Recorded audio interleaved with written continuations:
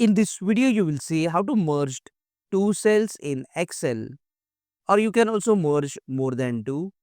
What you need to do is first select the two cells using your mouse or a keyboard.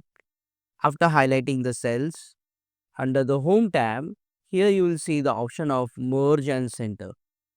So this option is used to merge cells. After clicking on this option, the cells will merge and the text will be center aligned.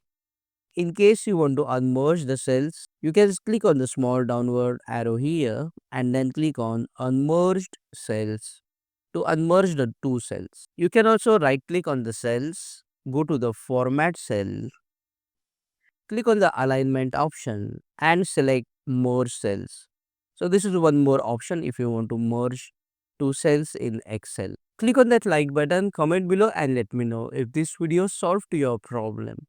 And don't forget to check out these useful videos if you want to learn Microsoft Excel quickly. See you again in the next one.